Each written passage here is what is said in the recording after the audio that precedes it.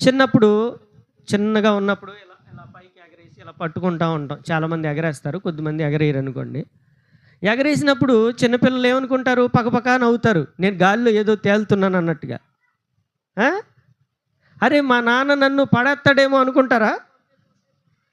అరే మా నాన్న చేతుల్లో ఓపిక ఉండదు, ఈయనంటే ఎగరేస్తున్నాడు కింద పడేసేస్తాడేమో అనుకుంటారా? అనుకోరు. ఎందుకనంటే ఎగరేసేది ఎవరు? ఎవరి చేతుల్లో ఉన్నాడు బిడ్డ?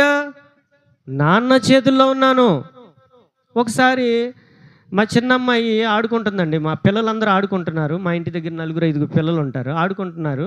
మా ఇల్లు కొంచెం డౌన్లో ఉంటుంది, తర్వాత ఇల్లు కొంచెం మెరకలో ఉంటుంది అనమాట. నన్ను చూసింది మా అమ్మాయి. చూసి పరిగెత్తుకొచ్చి పైనుంచి ఉరికేసింది. ఎందుకు?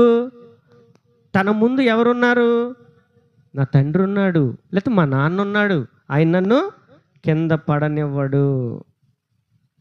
పడనిస్తాడా? ఇట్ట ఉరికితే ఎట్లా పడతావు నేను చూస్తా కానీ తప్పుకుంటారా?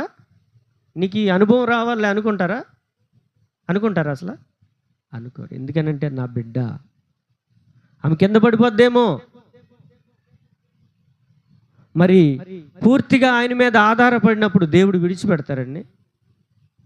దేవుడు నిన్ను నన్ను ఘనమైన బిడ్డలుగా చేయాలని చూస్తున్నారు. కానీ మనము అలాంటి ఘనతను వెదికే జీవితాలు మనలో కనబడట్లేదు.